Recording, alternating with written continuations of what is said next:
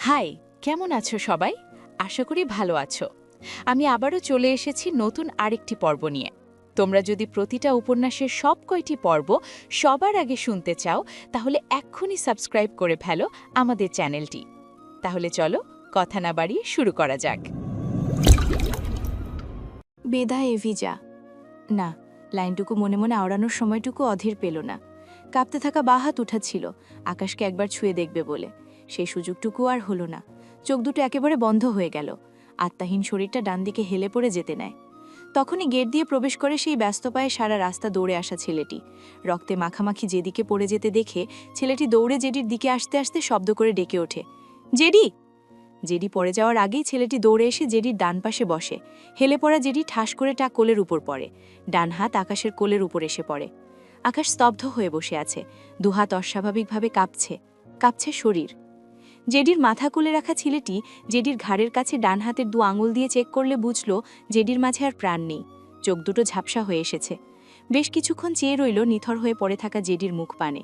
এরপর দৃষ্টি উঠিয়ে আকাশের দিকে চেয়ে ভাঙা গলায় বলে, ওকে কেন মারলে আকাশ? তুমি তোমার বন্ধুকে চিনতে পারলে না? তুমি জানতে না জেডি মানুষটা খারাপ হলেও অন্তত এতটা স্বার্থপর নয় যতটাও নিজেকে এই কয়দিন দেখিয়েছে? কিছুক্ষণ আগে পরিচিত কণ্ঠ কানে আসলেও আকাশ সন্ধ্যা জেডির দিকে মন দেয় এদিকে মন দিতে পারেনি। কিন্তু এবার দুজনেই মুখের দিকে তাকিয়ে বিধ্বস্ত নিয়াজকে দেখে একেবারে স্তব্ধ হয়ে যায়। দুজনের মুখে কোনো কথা নেই। যাকে এতদিন মৃত জেনে এসেছে, যার মৃত লাশ পর্যন্ত দেখেছে, যার জানাজা পড়িয়ে মাটি পর্যন্ত দিয়েছে, তাকে হুট করে একেবারে জীবন্ত অবস্থায় দেখে ঠিক কেমন রিয়াকশন দিবে সন্ধ্যা আকাশ কেউই বুঝতে পারে না। শুধু নির্বাক চোখে নিয়াজের দিকে চেয়ে রইল। নিয়াজ ঢোক ঢিলে বলে, জেডি ভীষণ চতুর। ও যা কিছু করে সেসব কেউ কল্পনাই করতে পারে না। তুমি আমি কেউই না। এটুকু বলে নিয়াজ থামে। পকেট থেকে পেনড্রাইভ বের করে জেডির একজন গার্ডির দিকে বাড়িয়ে দিলে সে এগিয়ে এসে পেনড্রাইভটি নেয়। সে বোধহয় বুঝেছে তাকে কি করতে হবে।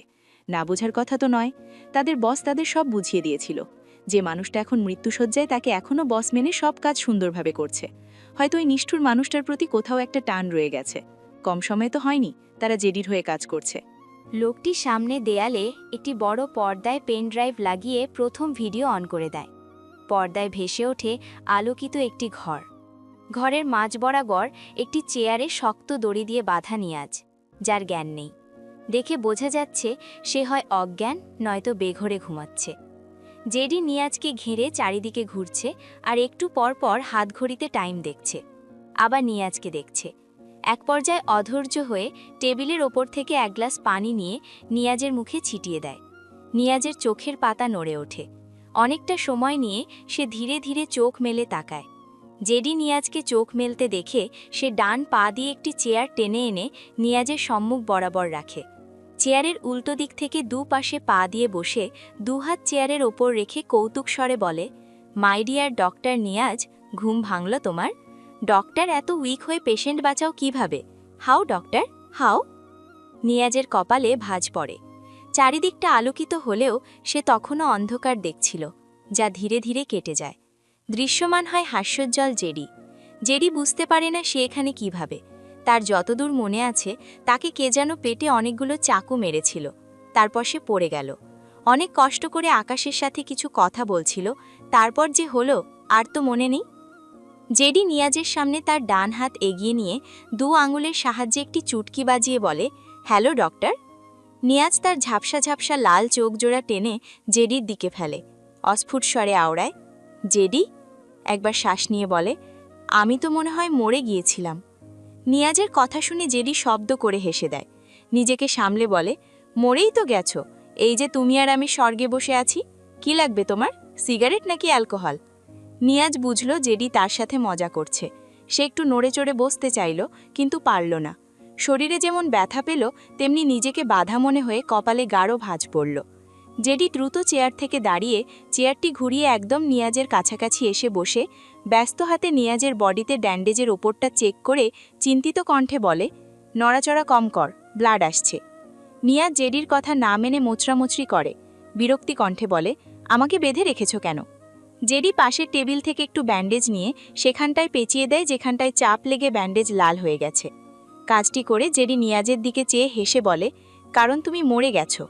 নিয়াজ ভ্রু কুচকে বলে, মানে কোথায় আমি মরে গেছি? আমি তো বেঁচে আছি। জেডি ডান হাত বাড়িয়ে বাচ্চাদের মতো করে নিয়াজের গাল টেনে হেসে বলে, সেটা তো আমি আর তুমি জানি, বাকি সবাই জানে তুমি মৃত। এতক্ষণে বোধহয় তোমার জানাজাটুকুও পড়া শেষ হয়ে গেছে, আর কবর দেওয়াও। নিয়াজ বিস্ময় কণ্ঠে বলে, মানে কি, কিসব পাগলের প্রলাপ বকছ? জেডি পকেট থেকে ফোন বের করে একটি পিক দেখায়, যেখানে দেখা যাচ্ছে একটি খাটিয়ায় সে শুয়ে আছে। সে হতভম্ব কণ্ঠে বলে, আরে ওটাকে, আমার মতো দেখতে কেন? জেডি ফোন পকেটে রেখে পা দিয়ে ঠেলে চেয়ারটি সামান্য পিছিয়ে নেয়, ডান পা বা পায়ের ওপর রেখে ডান পা নাড়াতে নাড়াতে হেসে বলে, আমার বাবার মাথায় মারাত্মক কূটনৈতিক বুদ্ধি ছিল, ওখান থেকেই একটু ধারটার নিয়ে জীবন চলে আমার, বুঝলে ডক্টর? মনে পড়ে সৌম্য আর আকাশের বাবার সেই ফেক ভিডিও? নিয়াজের মাথায় আসলো সৌম্য আর আকাশের বাবাকে নিয়ে তারা একটি ভিডিও দেখেছিল, যেখানে সৌম্য আকাশের বাবাকে মেরে ফেলছে, অথচ ভিডিওটি ফেক ছিল। নিয়াজ আন্দাজ করেছিল লোকগুলোর মুখে মাস্ক পরা ছিল। তাহলে কি জেডি ফোনে যাকে দেখালো তার মুখেও তার মাস্ক পরানো হয়েছে এমন কিছু? কিন্তু এসবের সাথে জেডির কানেকশন কি? নিয়াজ বুঝতে পারে না। সে প্রশ্নাত্মক চোখে তাকায় জেডির দিকে। জেডি বাঁকা হেসে বলে, যা ভাবছ তাই, তবে আমার সাথে এসবের কানেকশনটা আমি ক্লিয়ার করছি, ওয়েট। এটুকু বলে জেডি ভালোভাবে গলা ঝেড়ে নিয়ে বলে, কানেকশনটা হলো সন্ধ্যা আমার প্রাণ। নিয়াজ আগের চেয়েও কয়েকশো গুণ বেশি বিস্ময় নিয়ে তাকালো জেডির দিকে। জেডির যে মনের মানুষ ছিল, এটা জেডিকে একদিন হলেও যে চেনে সেও জেনে যেত, কারণ জেডি সবসময়ই এটা নিয়ে হাহুতাশ করত। সেখান থেকে নিয়াজও অনেক কিছুই জেনেছে। জেডি নিজেই ঢোল পিটিয়ে বলতো। নিয়াজের অবশ্য জেডির এই দিক খারাপ নয়, বরং ভালোই লাগত। তার মনে হতো ছেলেটা উচ্ছৃঙ্খল হলেও খুব সুন্দর করে ভালোবাসতে জানে, আর আকাশের সাথে একটি দৃঢ় বন্ধন, এসব মিলিয়ে নিয়াজের কাছে আকাশ আর জেডিকে বেশ ভালোই লাগত। নিয়াজের তেমন কোনো বন্ধু কখনোই ছিল না। আকাশ, জেডি, অরুণ এদের সাথেই টুকটাক কথা হতো, আর নিয়াজের স্বভাব থেকে সে সবসময় যেটুকু পারত সবাকেই হেল্প করত। আকাশ আর জেডির ফ্রেন্ডশিপ ভেঙে যাওয়ার পর নিয়াজ খুব দুঃখ পেয়েছিল। ওই যে চোখের সামনে একটি সুন্দর সম্পর্ক ঠাস করে ভেঙে গেলে যেমন খারাপ লাগে আর কি। তবুও আকাশ আর জেডির মাঝে কিছু ছিল, যেখানে ওদের সম্পর্ক ভেঙে গেলেও কখনো এদের মাঝে শত্রুর মতো সম্পর্ক গড়ে উঠতে পারে, নিয়াজ কখনো এটা কল্পনাও করেনি। আর আজ এটা কি শুনল? জেডির পছন্দের মেয়ে সন্ধ্যা, আর সন্ধ্যার জন্যই তার মানে জেডি এত কিছু করেছে। একে একে অনেক হিসেব নিমিষেই মিলে গেল। নিয়াজ থেমে থেমে আওড়ায়, তার মানে এসবের পিছনে? মাঝ থেকে জেডি একটি জোরে তালি দিয়ে বলে ওঠে, কারেক্ট আছো তুমি, এসবের পিছনে আমিই ছিলাম, কিন্তু তুমি আমার খেলা ঘুরিয়ে দিয়েছ। এভিকে তুমি স্মৃতি ফেরার মেডিসিন দিয়েছিলে কেন ডক্টর নিয়াজ? নিয়াজ কথা বলার ভাষা হারিয়ে ফেলেছে। সে বিশ্বাস করতে পারছে না জেডি আকাশের সাথে এমনটা করেছে। বিস্ময় কণ্ঠে বলে, আকাশ না তোমার বন্ধু, তুমি ওর সাথে এমনটা কিভাবে করতে পারো? তুমি কি মিথ্যে বলছো জেডি? নিয়াজের কথা শুনে জেডি কিছু সময়ের জন্য একেবারে নিশ্চুপ হয়ে গেল। মলিন গলায় জিজ্ঞেস করে, বিশ্বাস করতে পারছো না কেন? নিয়াজ উত্তরে বলে, কারণ প্রকৃত বন্ধুরা কখনো এমন করতে পারে না। মুহূর্তেই জেডির দৃষ্টি জুড়ে অসহায়ত্ব ঘিরে ধরে। কেমন যেন হাঁসফাঁস কণ্ঠে বলে, আমি তো সত্যি এসব করেছি, কিন্তু বিশ্বাস করো, আমি এভিকে বন্ধু ভাবি, মানে ওকে একটুও পর ভাবি না আমি, জানো? কিন্তু ও আমাকে শুধু বেইমান ভেবে অনেক মারল, জানো? বলতে বলতে ব্যস্ত দুহাতে শার্টের বোতামগুলো খুলে শার্ট ছুঁড়ে ফেলল শরীর থেকে। পাতলা কাপড়ের আড়ালে এতক্ষণ ঢেকে থাকা ক্ষতবিক্ষত শরীরটা দৃশ্যমান হয়। জেডি বাচ্চাদের মতো করে হাত দিয়ে তার পুরো শরীর দোখায় আর বলে, দেখো কত মার খেয়েছি আমি, এগুলো সব এভির মার, জানো? এর আগে কখনো ও এভাবে মারেনি আমাকে, আদরই বেশি করেছে। ওই যে বড় ভাইয়েরা ছোট ভাইকে যেভাবে আদর করে, রাগ হলে একটু আটটু শাসন করে, অভিমান হলে দু চারটে থাপ্পড় মারে, যেসবে আদর ভালোবাসা মিশে থাকে, এভি আমাকে এসবই করত, কিন্তু আজ এভাবে মারল। শরীরে খুব অল্পই ব্যথা পেয়েছি আমি, কিন্তু মনে ভীষণ ব্যথা পেয়েছি, কারণ এভির চোখে আমার জন্য অসীম ঘৃণা ছিল, আর আমাকে ভালোবাসার জন্য ছিল আফসোস। কথাগুলো বলতে গিয়ে জেডির চোখের কোণ ভিজে ওঠে। জেডির পুরো ক্ষত বডি দেখে নিয়াজের শরীর শিউরে ওঠে। তাজা রক্ত কিছু এখনও রয়ে গেছে, আবার কিছু শুকানোর পথে। দেখতে ভয়ঙ্কর লাগছে। নিয়াজ অসহায় চোখে তাকালো জেডির দিকে। আকাশ জেডিকে মেরেছে, তাও এভাবে? যদি এসবের পিছনে সত্যিই জেডি থেকে থাকে, সত্যিই জেডি আকাশের অ্যাক্সিডেন্ট করিয়ে থাকে, যদি ইরার মুখে অ্যাসিড ছুঁড়ে মেয়েটাকে মেরে ফেলতে চায়, সৌম্যের জীবন থেকে একটার পর একটা সুখ কেড়ে নেয়, সন্ধ্যা আর আকাশের জীবনটা এভাবে বরবাদ করে দিতে চায়, তবে জেডির শাস্তি কি খুব বেশি হয়ে গেছে? নিয়াজের মন বলে উঠল, কক্ষনো না। যদি জেডি সত্যি এত কিছু করে থাকে, তবে জেডির শাস্তি তো শুরুই হয়নি। কিন্তু এসব কিভাবে সম্ভব? নিয়াজের একটুও বিশ্বাস করতে ইচ্ছে করে না।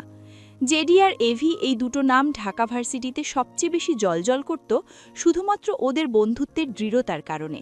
ওরা একে অপরের জন্য কি না করেছে এসব ঘটনা বলে শেষ করা যাবে না। জেডি কিছুটা উচ্ছৃঙ্খল ছিল বলে সিনিয়র হয়েও জেডিকে কেউ কিছু বললে জেডির বন্ধু এভি জুনিয়র হয়ে সবার সামনে তাদের কিছু না বলতে পারলেও রাতের অন্ধকারে আড়াল থেকে ওদের মেরে হাসপাতালে পাঠিয়ে দিত। মাঝে মাঝে রাতে জেডিকে না পেলে আকাশ কোথায় না কোথায় খুঁজত।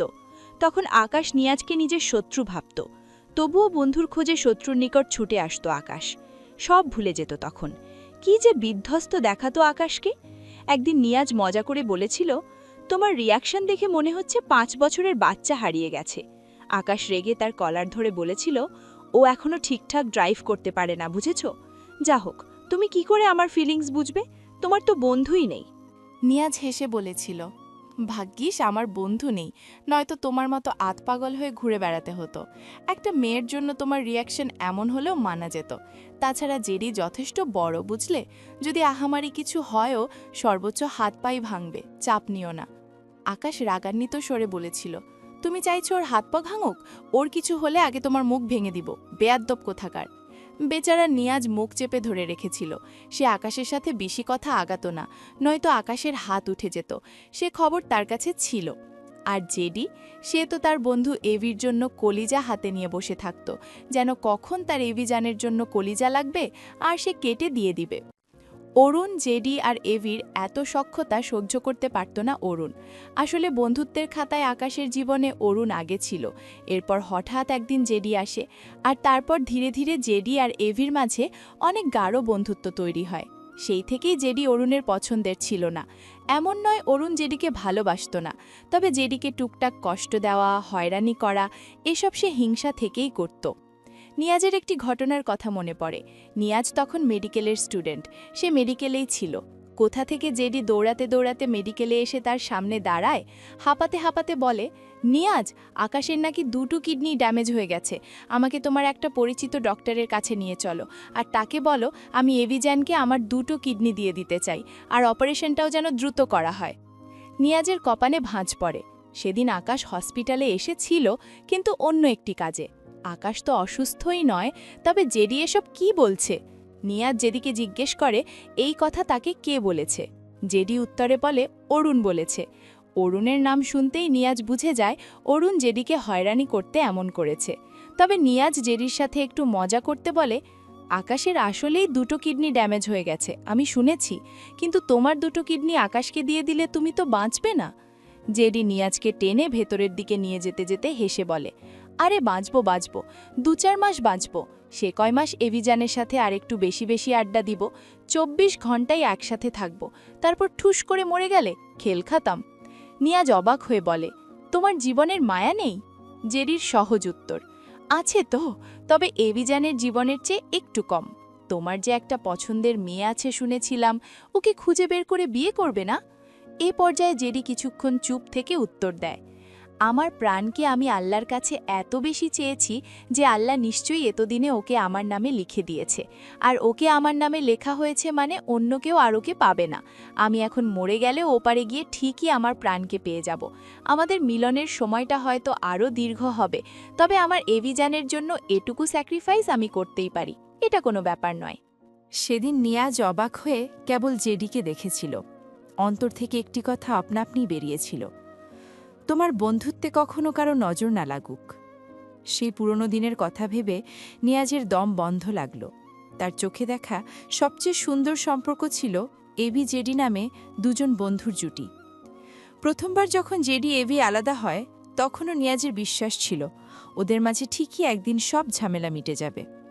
কিন্তু আজ এসব কি দেখছে? যেই জেডি তার এভিজানের জন্য নিজের কলিজা কেটে দিতে পারত, সেই জেডি এভিকে এত কষ্ট দিয়েছে, এতটা। আর যেই এভি তার প্রিয় বন্ধুকে গায়ে আঁচ লাগতে দিত না, কেউ সামান্য কটু কথা বললে পিটিয়ে আসত, সেই এভি তার প্রিয় বন্ধুকে কুকুরের মতো মেরেছে। এ কি হাল হয়েছে তার দেখা সবচেয়ে সুন্দর বন্ধুত্ব সেই জুটির। আর জেডি যে বলেছিল সে আল্লাহর কাছে তার প্রাণকে এত বেশি চেয়েছে যে মেয়েটিকে নাকি আল্লাহ জেডির নামেই লিখেছে। কিন্তু কই, আল্লাহ তো মেয়েটিকে জেডির নামে লেখেনি। লিখেছে জেডির সবচেয়ে প্রিয়, সবচেয়ে আপন বন্ধু এভির নামে। আল্লাহ কেন এমনটা করল? প্রশ্নটা নিয়াজের বনে আসতেই কেমন যেন ছটফট লাগল। এদিকে নিয়াজকে এতক্ষণ ধ্যান করতে দেখে জেডি নিয়াজের মুখের সামনে একটি চুটকি বাজায়। নিয়াজ ঝাঁকি দিয়ে ওঠে, জেডির দিকে তাকায়। জেডি মৃদু হেসে বলে, কি ভাবছ? আল্লাহ আমার প্রাণকে আমার নামে না লিখে আমার বন্ধুর নামে কেন লিখল এটা? নিয়াজ ঢোক গিলল। জেডি আবারও বলে, তোমার মনে আছে নিয়াজ, একদিন আমি তোমাকে অতি বিশ্বাসের সাথে বলেছিলাম যে আল্লাহ আমার প্রাণকে আমার নামে লিখে দিয়েছে, কারণ আমি আল্লাহর কাছে ওকে অনেক চেয়েছি। অথচ আমার ধারণা ঠিক কতটা ভুল ছিল একবার ভাবো। আল্লাহ আমার প্রাণকে আমার নামে লিখল তো নাই, উল্টে আমাকে বড় সড় সারপ্রাইজ দিতে তাকে আমারই প্রিয় বন্ধুর নামে লিখে রেখেছিল। আসলে আল্লাহ আমাকে এরকম সারপ্রাইজ দিতে বরাবরই খুব ভালোবাসে। বুদ্ধি হওয়ার পর থেকে মাকে দেখিনি, কারণ মা আমার জন্মের সময়ই মারা যায়। একটু বড় হওয়ার পর অন্যদের মা দেখে আমারও একটা মায়ের লোভ হতো। ইচ্ছেটা বাবাকে জানানোর আগেই বাবা আমার জন্য একটা নতুন মা এনেছিল। নতুন মা পেয়ে আমি ভীষণ খুশি হয়েছিলাম। ভেবেছিলাম এবার আমিও সবার মতো মায়ের আদর খাব। কিন্তু আল্লাহ আমাকে সেদিনও বড়সড় একটা সারপ্রাইজ দিয়ে দিল। সেই নতুন মা আসার পরের দিনই আমাকে এত মারল যে আমাকে হসপিটালে ভর্তি হতে হলো। এরপর আল্লাহ আমাকে আরও বড় সারপ্রাইজ দিয়েছিল। সেটা হলো আমার বাবার বদলে যাওয়া, আমার প্রতি বাবার সব ভালোবাসা ফানুসের মতো অজানায় হারিয়ে যাওয়া। আর তারপর তো জীবনের সবচেয়ে বড় সারপ্রাইজ, আমার প্রাণকে নিজের প্রিয় বন্ধুর বউ প্লাস বাচ্চা মা রূপে দেখা। আসলে আমার জীবনটাই এমন, সারপ্রাইজের উপর চলে আর কি। পার্থক্য শুধু মানুষের সারপ্রাইজ হয় সুখময়, আর আমার সারপ্রাইজগুলো হয় দুঃখময়।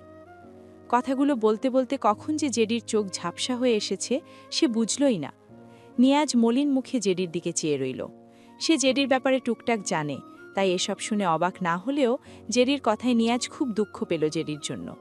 ছেলেটার কণ্ঠে কত অসহায়ত্ব, কত বেদনে মিশে। জেডি এদিক ওদিক তাকিয়ে ঝাপসা দৃষ্টিজোড়া স্বাভাবিক করে নেয়। মুহূর্তেই মুখাবয়ব থেকে সকল দুঃখের ছাপ আড়ালে চেপে রাখে। সবসময়ের মতো হাস্যোজ্জ্বল মুখে প্রশ্ন করে, তোমাকে কে বাঁচিয়েছে জানো? নিয়াজ হঠাৎ জেডির মুড চেঞ্জ দেখে অবাক হলো না। জেডি যে এমনই এ কথা তারা সবাই জানে। সে ছোট্ট করে বলে, তুমি। জেডি আবারও হেসে বলে, এবার বলো তোমাকে কে মেরেছে? নিয়াজ চুপ থাকল। তাকে একটি হুডি পরা লোক ছুরি মেরেছিল, যার চোখের মণি ছিল সাদা, একদম আকাশের বলা বর্ণনার মতো। অর্থাৎ আকাশের সেই গোপন শত্রু। নিয়াজের মস্তিষ্ক সজাগ হয়। সেই গোপন শত্রু তো আর কেউ নয়, স্বয়ং জেডি। নিয়াজ সাথে সাথে জেডির সাদা চোখের মণির দিকে তাকায়। সে আগে থেকেই জানত জেডির চোখের মণি সাদা, কিন্তু এখন এটা দেখে কেন যেন ভীষণ অবাক লাগল। ঢোক গিলে বলে, তার মানে তুমি আমাকে? জেডি নিয়াজকে কথা শেষ করতে দেয় না, বলে, হুম, আমি তোমাকে ছুরি মেরেছিলাম my dear doctor Niaz. Niaz স্তব্ধ চোখে পাকায়। জেডি তাকে মারতে চেয়েছিল? মারতে না চাইলে তো তার পেটে ওভাবে ছুরি চালাতো না। তাহলে তাকে কে বাঁচালো? আর জেডি কি তাকে মারার জন্য আবারও এখানে বেঁধে রেখেছে? নিয়াজ ঢোক গিলল। জেডি বোধহয় নিয়াজের মনের ভাব বুঝল।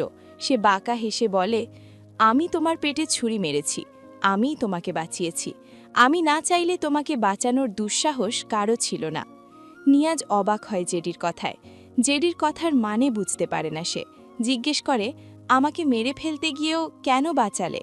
জেডি চেয়ারে হেলান দিয়ে দুহাত ওপর দিকে উঠিয়ে ঘাড়ের কাছে রেখে বাঁ পায়ের উপর রাখা ডান পা নাড়াতে নাড়াতে হেসে বলে, মারতে যাইনি তো, গেম খেলতে গিয়েছি। একটু থেমে জেডি সোজা হয়ে বসে। নিয়াজের মুখ বরাবর মুখ রেখে মলিন গলায় বলে, আমার আপন মানুষদের প্রাণ কেড়ে নিই না, বুঝলে নিয়াজ? আমি তাদের জন্য 200 বছর ভাবতে চাই, শুধু হায়াতের অভাবে হয়ে ওঠে না। কথাটা বলে জেডি চেয়ার ছেড়ে উঠে দাঁড়ায়। কয়েক পা এগিয়ে গিয়ে উল্টো দিকে ফিরে দাঁড়ায়। নিয়াজ মাথা উঁচু করে তাকায় জেডির দিকে। জেডি একই গলায় বলে, তুমি কেন এভির স্মৃতি ফিরিয়ে দিলে নিয়াজ? ওর স্মৃতি না ফিরলে ও আর আমার প্রাণকে মনে করতে পারত না। ওকে আমি আরেকটি মেয়ের সঙ্গে জুড়ে দিতাম। একটা সময় এভি সেই মেয়ের সাথে খুব সুখী হতো, আর আমিও আমার প্রাণকে ফিরে পেতাম।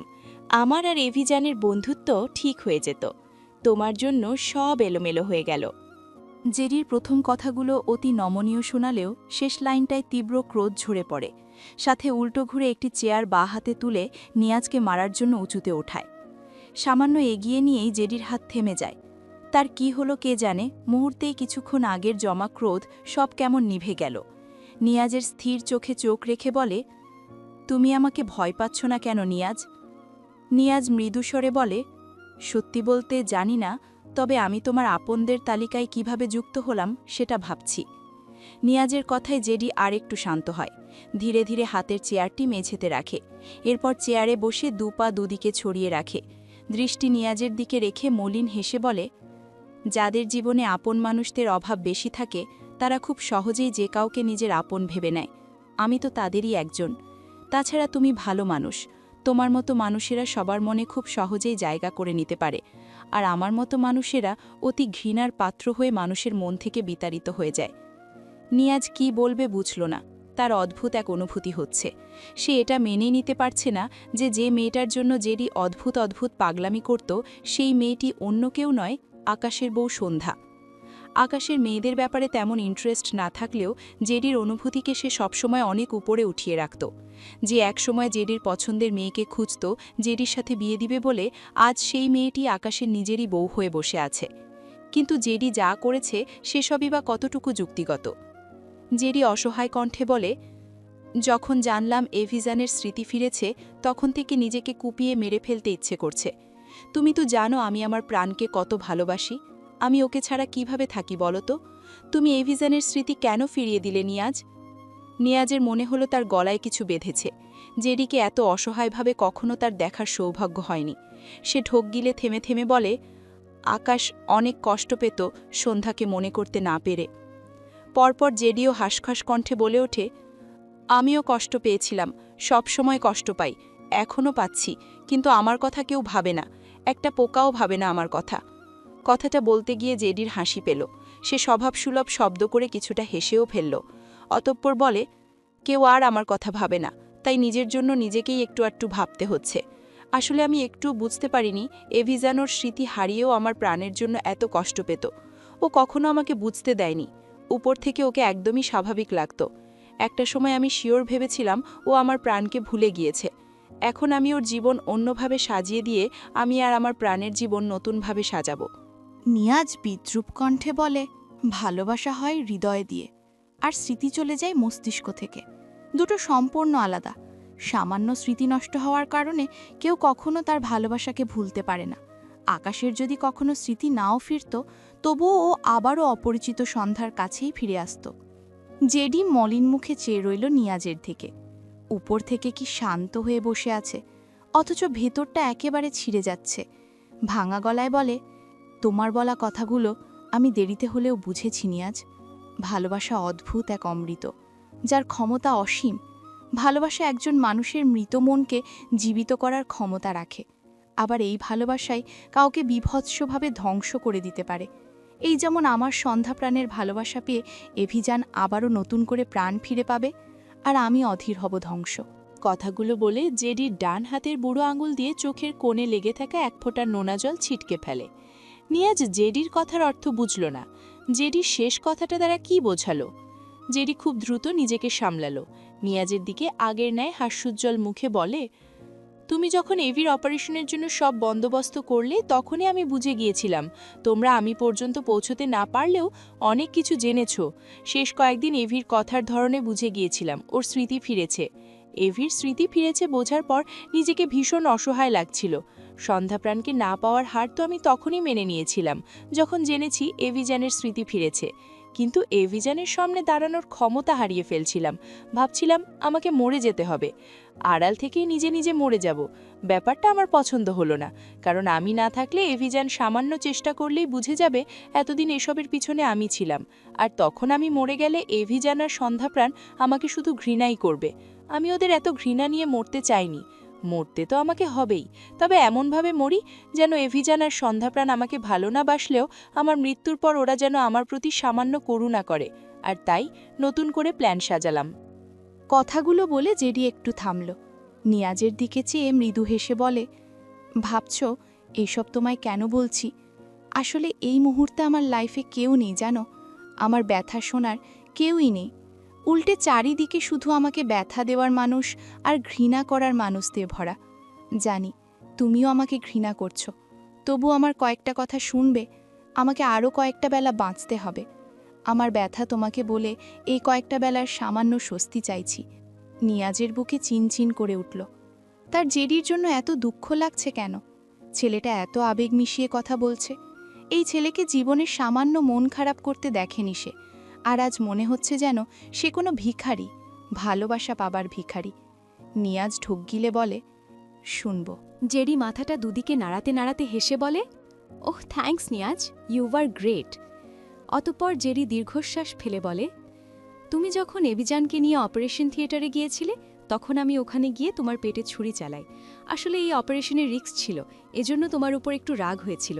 তুমি চাইলে ওর অপারেশন বাংলাদেশে না করিয়ে বাইরে গিয়ে করিয়ে আনিয়ে পারতে। তবে সেজন্য তোমাকে আঘাত করিনি। তোমাকে বিভৎসভাবে আঘাত করা আমার প্ল্যানের অংশ ছিল। আমি চেয়েছিলাম আমি তোমার মতো ভালো মানুষের খুনি হতে, যে সবসময় এভিকে সাহায্যের হাত বাড়িয়ে দেয়। এমন একজন মানুষের খুনি আমি। এটা এভি জানতে পারলে আমায় বাঁচিয়ে রাখবে না। এইটুকু বলে জেডি হাসল। আবারও বলে, আমি তোমার পেটে একটা বা দুটো ছুরি বসাতে পারতাম, বাট এভির কাছে তোমার মৃত্যু নিশ্চিত করতে আমাকে অমানবিক হতে হয়েছে। আর তারপর আমি আমার ঠিক করে রাখা ডক্টরকে পাঠিয়ে তোমাকে মৃত ঘোষণা করালাম। এরপর তোমাকে সেখান থেকে সরিয়ে সবার আড়ালে আমার লোক দিয়ে ট্রিটমেন্ট করার ব্যবস্থা করালাম। আর তোমার জায়গায় মর্গ থেকে একটি লাশ এনে তাকে তোমার চেহারার মাস্ক পরিয়ে সবার কাছে তুমি হিসাবে চালিয়ে দিলাম। কথাগুলো শুনে নিয়াজ স্তব্ধ হয়ে যায়। জেডি নিয়াজের দিকে চেয়ে ডান হাতে তার চুলের ভাঁজে হাত চালায় আর ডান চোখ টিপ দিয়ে হেসে বলে, কেমন লাগলো স্টোরিটা? এসব করতে অনেক খাটুনি গিয়েছে আমার, বুঝলে? এভিকে বিশ্বাস করাতে গিয়ে তোমার প্রতি অতিরিক্ত অমানবিক হয়ে তোমাকে বোধহয় একটু বেশিই কষ্ট দিয়ে ফেলেছি। বাট এর বিনিময়ে আমি তোমার জন্য একটা ছোট্ট সারপ্রাইজ রেখেছি। চিন্তা করো না, তোমার সারপ্রাইজ আমার জীবনের সারপ্রাইজের মতো দুঃখময় হবে না। ওয়েট, দেখাচ্ছি তোমাকে। কথাটা বলে জেডি চেয়ার থেকে উঠে ঘরের কোণার টেবিলের ড্রয়ার থেকে একটি কাগজ বের করে এনে কাগজটি নিয়াজের সামনে ধরে। নিয়াজ কাগজটির দিকে তাকালে তার দৃষ্টিতে বিস্ময় ভর করে। তাকায় জেডির পানে। জেডি হেসে বলে, তোমার আর শিমুর রেজিস্ট্রি পেপার। তুমি আর শিমু লিগেলি হাজব্যান্ড ওয়াইফ। কাজটা করতে আমি বেশ প্যারা খেয়েছি। তোমার আর শিমুর সাইন ম্যানেজ করতে বেশি প্রবলেম হয়েছিল, বাট সাকসেস হয়েছি। এখান থেকে ছাড়া পাওয়ার পর ধর্মীয়ভাবে শিমুকে বিয়ে করে নিও। নিয়াজ বাকরুদ্ধ হয়ে চেয়ে আছে জেডির দিকে। কথা বলার ভাষা নেই তার। সে খুশি হবে নাকি দুঃখ পাবে বুঝতে পারছে না। জেডি হাতের কাগজটি পাশের টেবিলের উপর রেখে নিয়াজের দিকে চেয়ে মৃদু ভেসে বলে, আমি জানি তুমি শিমুকে কতটা ভালোবাসো, বাট শিমু মেয়েটা বায়ানকে ভালোবাসে। ওদিকে বায়ান শিমুকে নয়, তার মৃত গার্লফ্রেন্ডকে ভালোবাসে। বায়ানের কথা বাদ দিলাম, কারণ ও শিমুকে কখনোই বিয়ে করবে না। ওকে দেখে আমি এটুকু বুঝেছি। আর শিমু মেয়েটা পাগলামি বেশি করে। প্রবলেম নেই, তোমাদের বিয়ে যেহেতু হয়েছে, একটু সময় লাগলেও দেখবে শিমু তোমাকে মেনে নিবে। তবে তোমাকে ভীষণ ধৈর্যশীল হতে হবে। ভালোবাসা নিজের করে পাওয়ার জন্য অসীম ধৈর্যের পরীক্ষা দিতে হয়। তোমার জন্য শুভকামনা। কথাটা বলে জেডি নিয়াজের বাঁধা হাতের ডান হাতের সঙ্গে হাত মেলালো। চোখে মুখে চকচকে হাসি। নিয়াজের চোখের কোণা ভিজে উঠেছে। শিমু তার হবে এটা সে গতকালকেও কল্পনা করতে পারেনি। আজ সেই অসম্ভব কাজটি জেডি কিভাবে সম্ভব করে তাকে সারপ্রাইজ দিয়ে দিল। সে ঢোক গিলে বলে, আমার জন্য এসব কেন করলে? জেডি তাকালো নিয়াজের দিকে, মৃদু হেসে বলে, কারণ আমি জানি ভালোবাসা হারিয়ে যাওয়ার দুঃখ কতখানি। আমার আপনজনদের লিস্টে যারা আছে, আমি তাদের সেই দুঃখের সাগর থেকে উদ্ধার করে তবেই এই দুনিয়া ছাড়ব বলে প্রতিজ্ঞা করেছিলাম। নিয়াজ ধরা গলায় বলে, আকাশের কাছে কেন আমার মিথ্যে খুনি হয়েছ? জেডি একটি দীর্ঘশ্বাস ফেলে মলিন মুখে বলে, জীবনের এ পর্যায়ে এসে খুব করে উপলব্ধি করলাম, পানির অভাবে একজন তৃষ্ণার্ত ব্যক্তিকে বাঁচাতে এক ফোঁটা পানির যতটা প্রয়োজন হয়, এর চেয়ে অধিক বেশি প্রয়োজন আমার মৃত্যু। সাথে স্বল্প সময়ের প্রয়োজন আমার জানোয়ার সত্তা আমার প্রিয় মানুষদের সামনে তুলে ধরা। নিয়াজের হঠাৎ বুকটা ভীষণ ফাঁকা লাগল। চোখের কোণ দুটো ভিজে উঠেছে। সে কিছু বলতে চাইল, তার আগে জেডি আবারও হেসে বলে, শুধু তোমার মিথ্যে খুনি হইনি তো, মিসেস আসমানি নওয়ানেরও মিথ্যে খুনি হয়েছি। নিয়াজ ঢোক গিলল। সে এখনও জানে আকাশের মা ব্যবসায়িক কাজে দেশের বাইরে গেছেন, কিন্তু জেডির কথা শুনে মনে হলো জেডি আসমানি নওয়ানকেও তার মতো কোথাও আটকে রেখে সবাইকে মিথ্যে বলছে। নিয়াজ তার ভাবনা অনুযায়ী প্রশ্ন করে, আকাশের মাকেও আটকে রেখেছ? জেডি ঝাপসা চোখে তাকায় নিয়াজের দিকে। এলোমেলো দৃষ্টি ফেলে কাউকে মনে হলো খুঁজল। ব্যর্থ হয়ে শুকনো ঢোক গিলল দুবার। কিছু বলতে চাইছে কিন্তু গলা বেঁধে আসছে। সময় নিয়ে জেডি নিজেকে সামলে ভাঙা গলায় বলে, গত কয়েকদিন আগে মিসেস আসমানি নাওয়ান জেনে গিয়েছিল এসবের পিছনে আমি আছি। ওনার সাথে আমার অনেক কথার কাটাকাটি হয়। এক পর্যায়ে তিনি তার বাড়ি চলে যান। আমি বুঝতে পারছিলাম না কি করব। এরপর আমি সন্ধ্যের আগে আগে তার বাড়ি গিয়ে মিসেস আসমানি নাওয়ানকে উঠিয়ে আনি আর সবাইকে জানাই সে ব্যবসায়িক কাজে দেশের বাইরে যাচ্ছেন। উদ্দেশ্য ছিল ওনাকে আটকে রাখা। সত্যি বলতে আমি তখনও জানতাম না আমি ওনাকে কতটা কষ্ট দেব, যতটা উনি ভেবেছিলেন। কারণ আমি ওনার অপছন্দের তালিকার একজন হলেও উনি আমার খুব পছন্দের একজন ছিলেন। জেডির গলা বেঁধে আসে। নিয়াজ ঢোক গিলে বলে, উনি কোথায় জেডি? জেডি সামান্য ঝুঁকে হাত তার হাঁটুর উপর রেখে চোখ বুজে নেয়। ডান চোখের কোণ ঘেঁষে এক ফোঁটা জল গড়ায়। সে থেমে থেমে বলে, উনি আর নেই, সেদিনই মারা গিয়েছেন। কথাটি শুনতেই নিয়াজ স্তব্ধ হয়ে যায়। আকাশের মা আর বেঁচে নেই কথাটা ঠিক হজম হয় না। অদ্ভুত এক ব্যথা লাগে। মানুষটা তাকে খুব ভালোবাসত। আকাশের বাবা মারা যাওয়ার পর থেকে আকাশের মায়ের সাথে তার খুব সুন্দর একটি মা ছেলের সম্পর্ক গড়ে উঠেছিল। আজ সেই মানুষটি আর নেই। নিয়াজ মেনে নিতে পারে না। চোখের কোণ আরও খানিক ভিজে ওঠে। থেমে থেমে জিজ্ঞেস করে, ওনাকে কে মেরেছে? জেডি ডান হাতে চোখ ডলে নিয়াজের দিকে চেয়ে হেসে বলে, তোমার কি মনে হয়? নিয়াজ জেডির দিকে চেয়ে রইল। উত্তরে বলে, জানি তুমি মারোনি। জেডি শব্দ করে হেসে ওঠে, বলে, কমন পড়েছে তোমার, ভেরি গুড স্টুডেন্ট। বোঝা যাচ্ছে তুমি মনোযোগ দিয়ে ক্লাস করেছ। কথাটা বলতে বলতে জেডির মুখ মলিন হয়। নিয়াজ কিছুই বলল না। সে জেডির দিকে চেয়ে আছে। জেডির চোখের সামনে ভেসে ওঠে সেদিনের দৃশ্য। আসমানি নোয়ান হাত পা বাঁধা অবস্থায় চলন্ত গাড়ির পিছন সিটে ছটফট করছে। থেকে থেকে জেডির উদ্দেশ্যে ভীষণ রূঢ় বাণী ছুঁড়েছে, বেয়াদ্দব ছেলে, তোর কখনো ভালো হবে না। আমার আকাশ আর সন্ধ্যার জীবন ধ্বংস করে তুই কখনো পার পাবি না। আল্লাহর গজব পড়বে তোর উপর। শয়তান ছেলে, ছেলে দে আমায়। জেডি ড্রাইভিং সিটে বসে গাড়ি চালাতে ব্যস্ত। আসমানি নওয়ানের কথা তার কানে যাচ্ছে কিনা সে একেবারে নির্লিপ্ত। বেশ অনেকটা সময় গাড়ি চালিয়ে একটি বিলাসবহুল বাড়ির সামনে এসে গাড়ি থামায়। গাড়ি থেকে বেরিয়ে ব্যাক সিটের দরজা খুলে দিলে দুজন মহিলা গার্ড গাড়ির ভেতর থেকে আসমানি নওয়ানকে বের করে দাঁড় করায়। জেডি নিচু হয়ে আসমানি নওয়ানের পায়ের বাঁধন খুলে দিলে আসমানি নওয়ান বাঁ পায়ে জেডিকে লাথি মারতে নেয়। জেডি দ্রুত পিছিয়ে গিয়ে ডান হাত মাটিতে ঠেকে মাথা তুলে টাকায় আসমানি নওয়ানের দিকে। বিরক্ত হয়, কিছুটা রেগেছেও। একটুর জন্য তার মুখে লাথি লাগেনি, তবে সে খুব বেশি রিয়্যাক্ট করল না, বরং ধীরে সুস্থে উঠে দাঁড়িয়ে হেসে বলে, মিসেস আসমানি নওয়ান, আপনি মিছে মিছে এত রাগ করছেন কেন? একবার তাকিয়ে দেখুন তো আপনার জন্য আমি কত সুন্দর বাড়ির ব্যবস্থা করেছি। ভেতরে গেলে আরও অনেক রাজকীয় ব্যবস্থা দেখতে পাবেন। আসমানি নওয়ানের দুপাশে দুজন দাঁড়িয়ে তাকে শক্ত করে ধরে রেখেছে। ভদ্রমহিলা রাগে ফুসফুসে বলে, তোর রাজকীয় বাড়ি তুই থাক জানোয়ার ছেলে, তোর আসল চেহারা তো আমি সবাইকে দেখিয়েই ছাড়ব। আল্লাহ তোর বিচার করবে। জেডি ডান হাতের এক আঙুল কানে ঢুকিয়ে ঘোরায় আর ফোনে কি যেন করে। মেয়ে দুজনকে আদেশ করে আসমানি নওয়ানকে ভেতরে নিয়ে যেতে। জেডির আদেশে তারা আসমানি নওয়ানকে জোর করেই টানতে টানতে বাড়ির ভেতর দিকে নিয়ে যেতে থাকে। আসমানি নওয়ান দুটো জোয়ান মেয়ের সাথে পারে না, তার কান্না পায়। সে তার সন্ধ্যা মায়ের সাথে দুটো কথাও বলতে পারল না। কি করবে এখন? ভাবনার মাঝেই হঠাৎ আসমানি নওয়ানের একদম বুকে এসে একটি গুলি লাগে। ভদ্রমহিলা চমকে ওঠেন, চোখ দুটো বড় বড় হয়ে যায়। এদিকে পাশের মেয়ে দুটো ভয় পেয়ে যায়। তারা ঠিক করে বুঝতেই পারছে না কে গুলি ছুড়ল আর কোথা থেকে গুলি আসলো, তবে গুলিটি যে আসমানি নওয়ানকে লেগেছে এটা তারা বুঝতে পেরেছে। এদিকে আসমানি নওয়ান দাঁড়িয়ে থাকার শক্তি হারায়। পুরো শরীর ছেড়ে দিলে মেয়ে দুটো সহ আসমানি মাটিতে পড়ে যায়। ভদ্রমহিলা একদম শুয়ে পড়েছে আর মেয়ে দুটো বসে পড়েছে। এদিকে জেডি গুলির শব্দ পেয়ে আশেপাশে তাকিয়ে বোঝার চেষ্টা করছিল এখানে এখন তার আদেশ ব্যতীত কে গুলি চালালো। হঠাৎ আসমানি নওয়ানকে পড়ে যেতে দেখে জেডি বিস্মিত হয়। মস্তিষ্ক ধরতে পারে গুলিটি আসমানি নওয়ানকে লেগেছে, এজন্যই তার এই অবস্থা। জেডি এক দৌড়ে আসমানি নওয়ানের কাছে চলে আসে। ততক্ষণে আসমানি নওয়ানের নিঃশ্বাস বন্ধ হওয়ার উপক্রম হয়েছে। জেডি আসমানি নওয়ানের পাশে বসে ভদ্রমহিলার হাত তার হাতের মুঠোয় নিয়ে কিছু বলতে চায়, তার আগেই আসমানি নওয়ান ভাঙা গলায় বলে, তোর কোনোদিন ভালো হবে না। আমাকে মেরে একদম ঠিক করলি না। আমি মরলেও আমার জান্নাত তোকে শাস্তি দিবে। তোর কোনো ক্ষমা নেই। আল্লাহ কোনোদিন তোকে ক্ষমা করবে না। ক্ষমা করব না তোকে, শয়তান তুই। কথাগুলো জড়িয়ে যাওয়া কণ্ঠে বলতে বলতেই একেবারে নিস্তেজ হয়ে যায় আসমানি নওয়ান। জেডি হাঁসফাঁস কণ্ঠে বলে, আরে কি বলছেন আপনি? আমি আপনাকে কেন মারব মিসেস আসমানি নওয়ান? উঠুন। জেডির গলা ধরে আসে।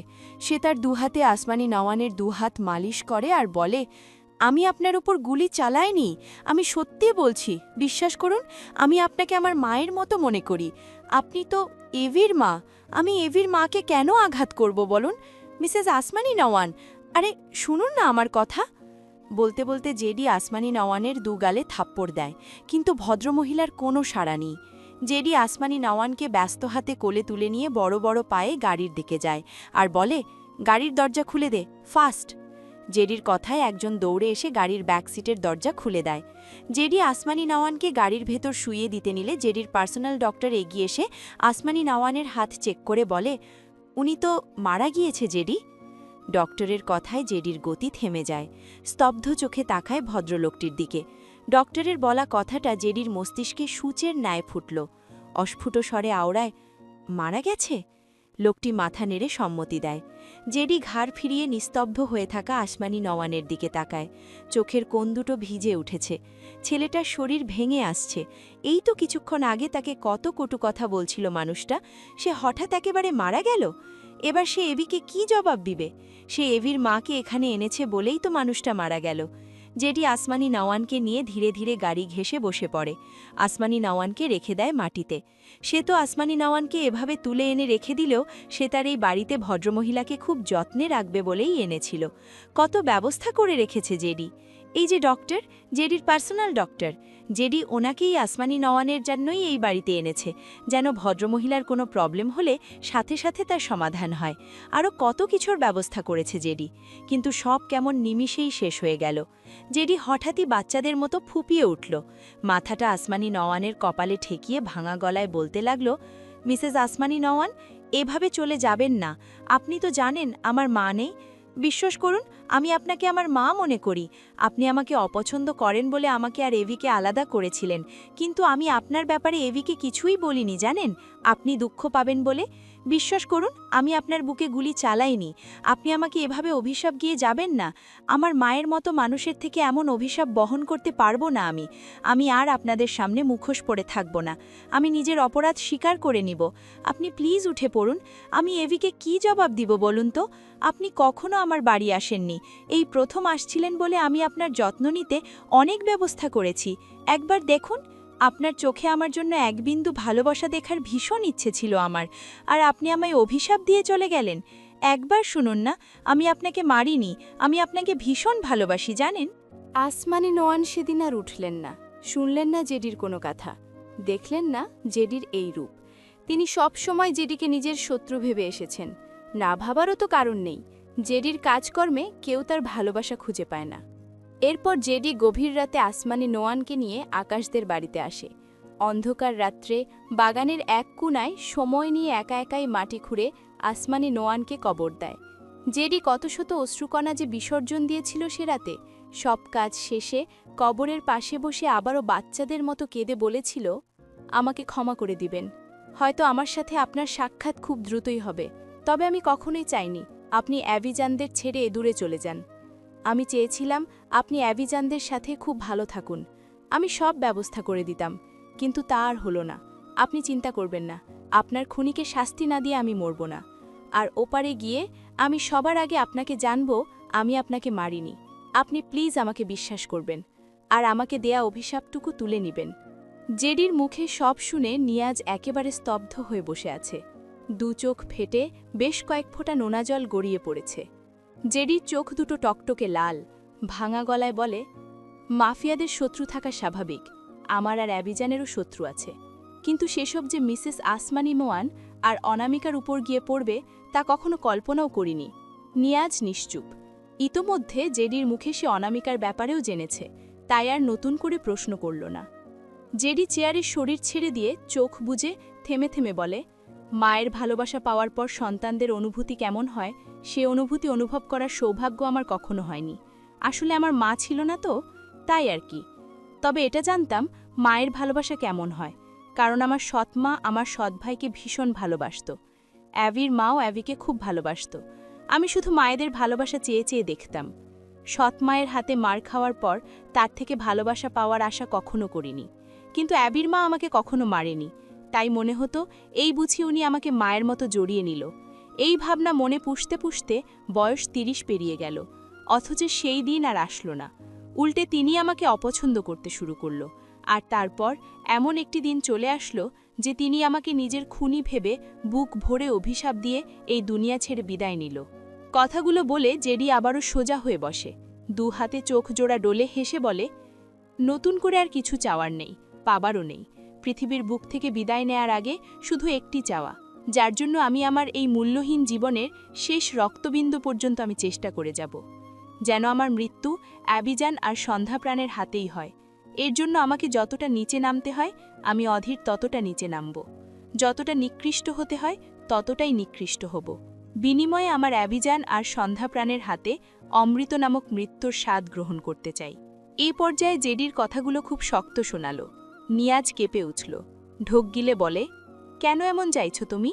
জেডি মলিন গলায় বলে, কারণ আমি এভিজান সন্ধ্যাপ্রান্তে ভালোবাসার তালিকা থেকে কেটে গিয়েছি।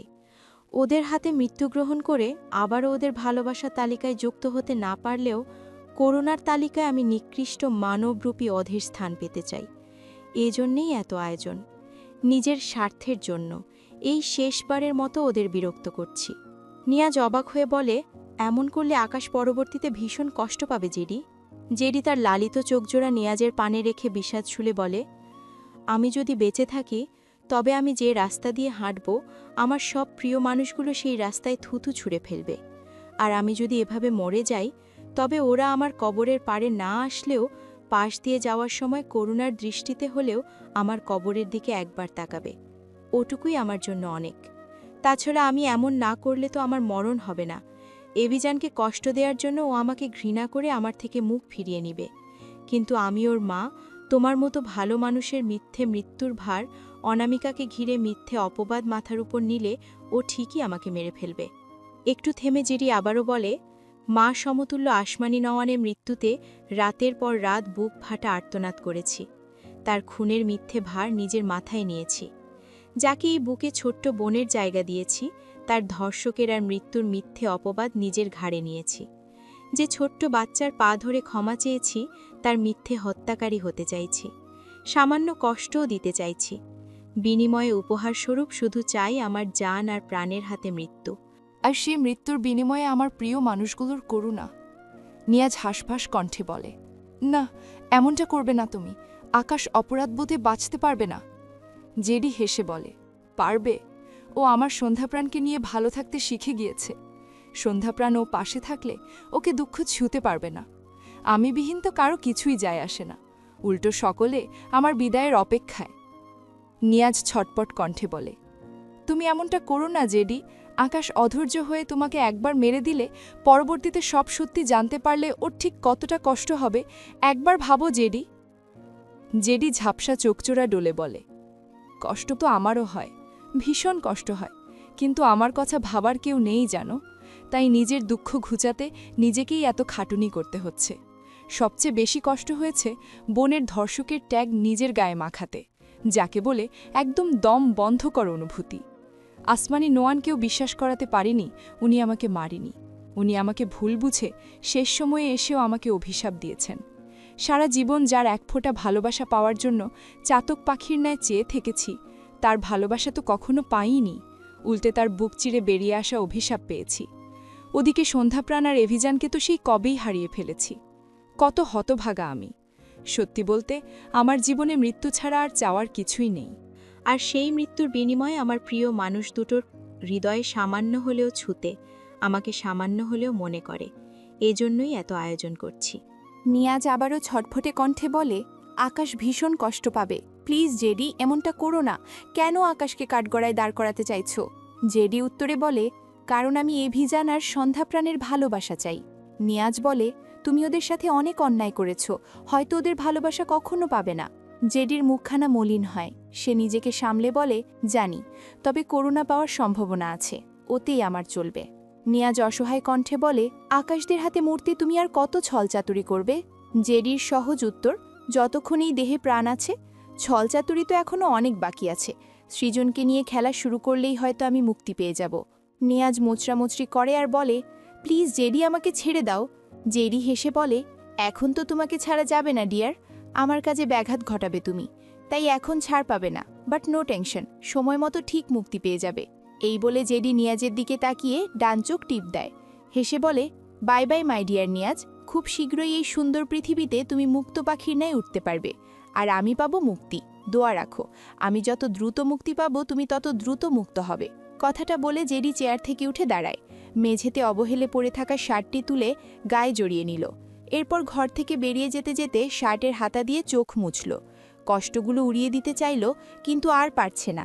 সব কষ্ট চোখ আর বুক দখল করে নিচ্ছে মনে হচ্ছে। কি অসহনীয় ব্যাখ্যা বুকে, কত যে দুঃখের অশ্রু এই দু চোখে।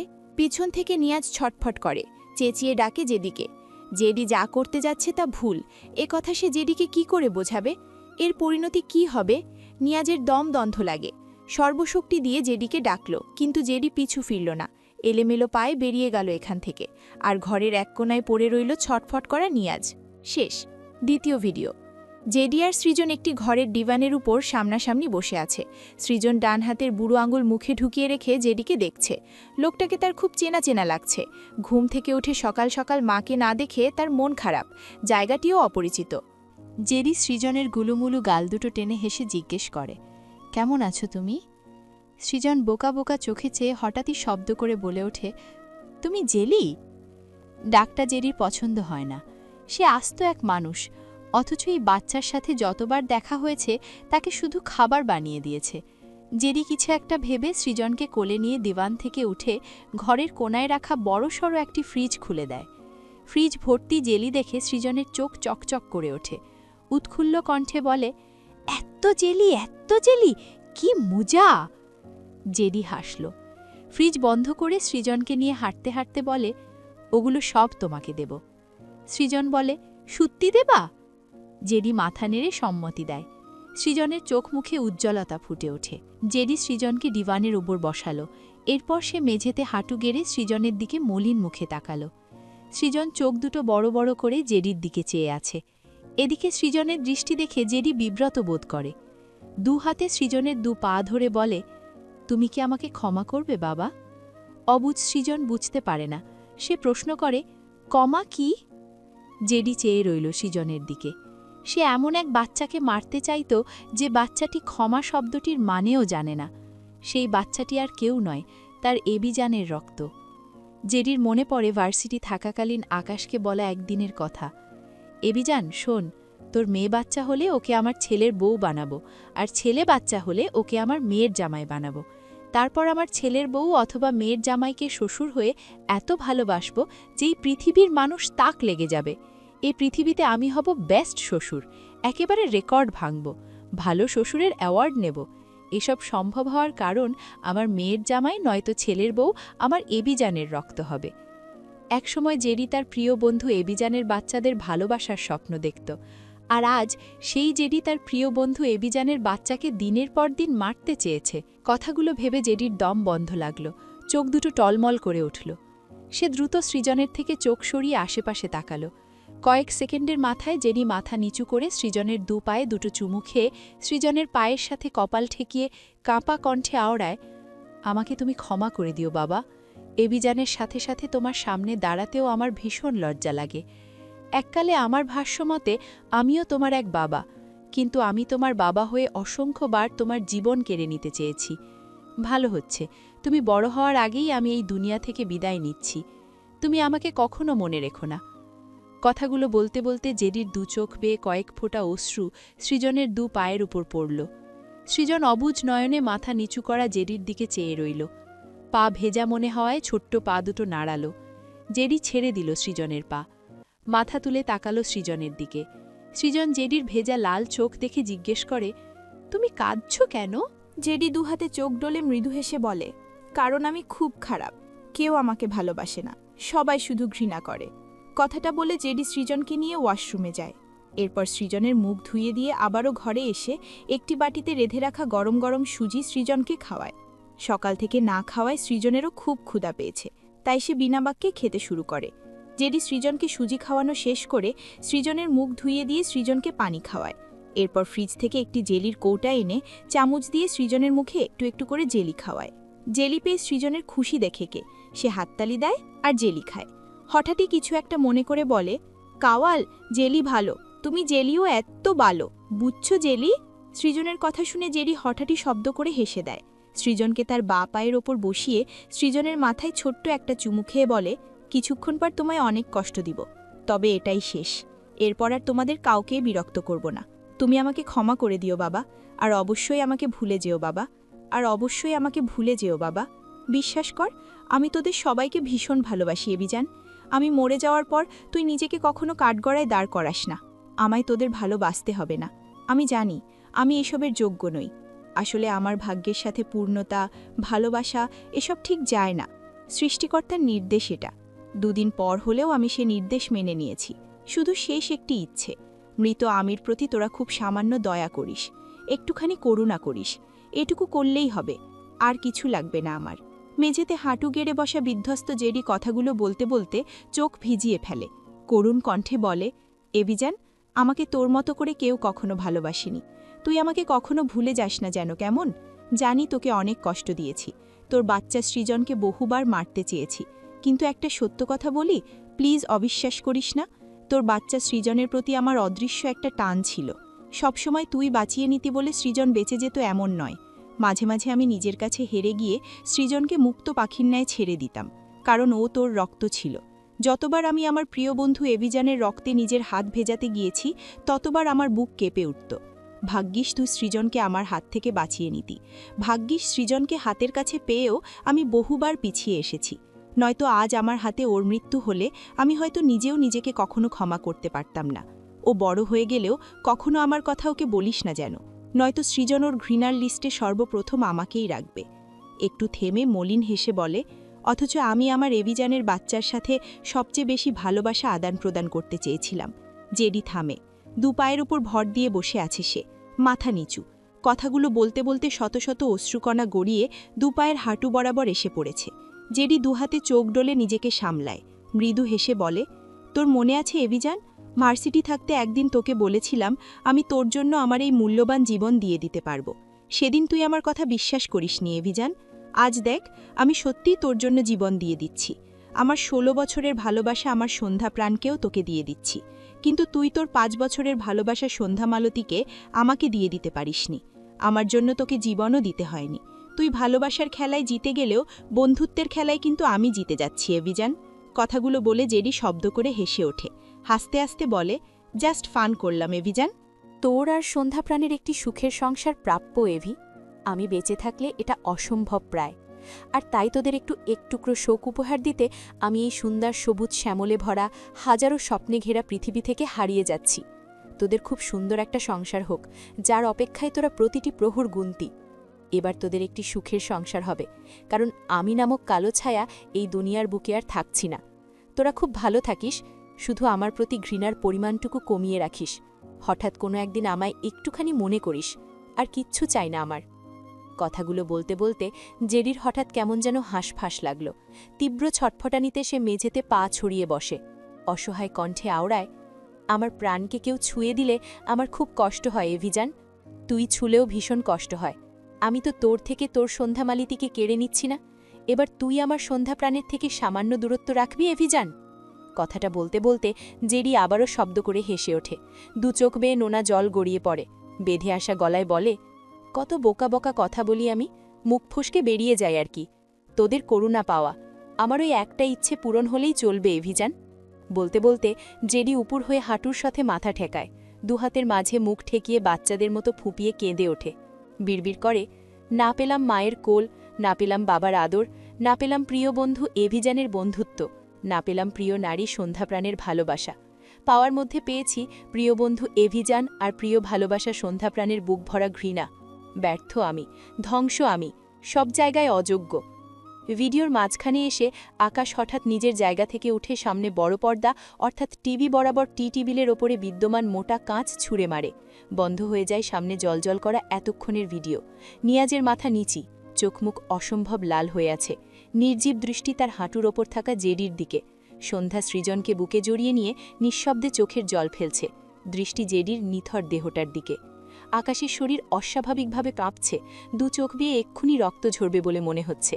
জেডির বলা কথাগুলো বাবার কানে বাজছে। মনে পড়ে জেডির বলা তাদের ভার্সিটি লাইফের এক রঙিন দিনের কথোপকথন। এভিজান, আমি তোর জন্য কি কি করলে তুই সবচেয়ে বেশি খুশি হবি? একটু পরপর এক প্রশ্ন শুনে এক পর্যায়ে আকাশ চরম বিরক্ত হয়ে দাঁত কিরমির করে বলে, নিজের মূল্যবান জীবনটা দিয়ে দিস, তাহলেই আমি খুব খুশি হব, বাচাল কোথাকার। জেডি শব্দ করে হেসে বলে, হায় হায়, তাই বলে জীবনটাই চেয়ে বসলি? কি নির্দয় রে তুই। আকাশ হেয়ালি করে বলে, আজ্ঞে হ্যাঁ, আমি নির্দয়ই। জেডি দুহাতে আকাশের গাল টেনে বলে, সে তুই যা ইচ্ছা হ, আমি কিন্তু তোর জন্য আমার এই মূল্যবান জীবনটাও দিয়ে দিতে পারবো। আকাশ এবার ঠাস করে জেডির গালে একটা থাপ্পড় দিয়ে বলে, আর একবার যদি কোনো ফালতু মুভি দেখে আমার কাছে এসে সেসব ফালতু ডায়লগ ঝেড়েছিস, তবে তোর খবর আছে। জেডি গালে হাত দিয়ে ইনোসেন্ট ফেস বানিয়ে বলে, আরে সত্যি বলছি, আমি কোনো মুভি থেকে ডায়লগ ছাড়িনি। আকাশ পাত্তা দিল না জেডির কথা, এগুলো সামনের দিকে। জেডি আবারও চেঁচিয়ে বলে, তুই আমার সত্যি কথাগুলো এভাবে অবিশ্বাস করিস বলে দেখবি আল্লাহ একদিন এমন ব্যবস্থা করবে যেদিন সত্যিই আমি তোর জন্য মরে যাব, সেদিন বিশ্বাস করবি তো এভিজান। এবার আকাশ রেগেমেগে উল্টো ঘুরে জেডির দিকে দৌড়ে আসে মারার জন্য। রাগান্বিত স্বরে বলে, দাঁড়া, তোকে মরাচ্ছি আমি বেয়াদব। জেডি আকাশের মনোভাব বুঝতে পারে। বেচারা আবারও আকাশের হাতের শক্ত মার খাওয়ার ভয়ে উল্টো ঘুরে দৌড় লাগায়। শব্দ করে হেসে ফেলে আকাশের রিয়াকশনে। আসলে সে বারবার মরার কথা বলছিল, এজন্যই এভি রেগেছে, সে বুঝতে পেরেছে। বেশ ভালো লাগলো। ইস, তার বন্ধুটা মারাত্মক খাঁটি। কথাটা ভেবে হাস্যোজ্জ্বল জেডির চোখের কোণ কখন ভিজে উঠল সে নিজেও বুঝল না। পুরনো কথা ভেবে আকাশ ছটপট করে উঠল। এবার যেন সত্যি সত্যি কানে বেজে উঠল জেডির কণ্ঠ, এভিজান, এবার বিশ্বাস করেছিস তো আমি তোর জন্য জীবন দিতে পারি কিনা? ছটপটে আকাশ চারিদিকে তাকালো। হাস্যোজ্জ্বল জেডিকে দেখতে পেয়ে আকাশের মস্তিষ্ক এলোমেলো হলো। চারিদিক থেকে ভেসে আসছে জেডির হাস্যোজ্জ্বল মুখে বলা হাজারো কথা। ছটপটে আকাশ দাঁড়িয়ে থাকায় শক্তি হারায়। ধপ করে হাঁটু গেড়ে বসে পড়ে, দুহাতে মাথা চেপে ধরে। হঠাৎই সব জেডি কেমন মিলিয়ে যায়। বিধ্বস্ত আকাশের দৃষ্টি গিয়ে পড়ে জেডির নিথর দেহের দিকে, যাকে সে কিছুক্ষণ আগে নিজ হাতে এই দুনিয়া থেকে বিদায় দিয়েছে। ওই তো রক্তে মাখামাছি হয়ে আছে জেডির পুরো শরীর। জেডি তার জন্য সত্যি সত্যিই জীবন দিয়েছে, আর সে জেডির প্রাণ কেড়ে নিয়েছে, যেটা আকাশ মানতে পারল না। কাঁপতে থাকা দুহাতে মাখার চুল টেনে ধরে হঠাৎই সর্বশক্তি দিয়ে চিৎকার করে ডেকে ওঠে, জ্যাক! আকাশের চিৎকারে জায়গাটি যেন কেঁপে উঠল। ছোট্ট সৃজন ভয়ে কেঁদে উঠল। সন্ধ্যার ফোপানোর মাত্রা বাড়ল। নিয়াজের দুচোখ বেয়ে অশ্রু ঝরল, কিন্তু উঠল না কেবল জেডি, একটুও নড়ল না। যেই আকাশ একবার জেডির দিকে তাকালে জেডি ছুটে তার এভিজানের কাছে চলে আসত, সে আজ আর কোনো সাড়া দিল না। যে সবার ভীষণ অপছন্দের, ঘৃণিত একজন ব্যক্তি কি করে সাড়া দেবে?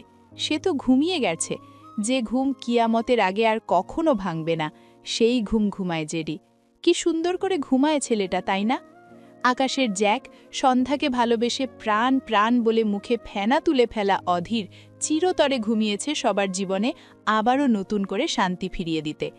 এই দুনিয়া ছেড়েছে এক বুক শূন্যতা নিয়ে।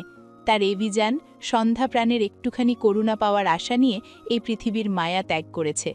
তাকে কি কেউ খুব সামান্য করুণা করবে, নাকি তার অবস্থান সবার ঘৃণার তালিকাতেই সীমাবদ্ধ থাকবে? বন্ধুরা, কেমন লাগলো এই পর্বটি? কমেন্ট করে জানাতে ভুলো না। খুব শীঘ্রই এই গল্পের নতুন পর্ব নিয়ে হাজির হব তোমাদের মাঝে, তাই এখনও সাবস্ক্রাইব করে না থাকলে দ্রুত সাবস্ক্রাইব করে বেল আইকন বাজিয়ে দাও।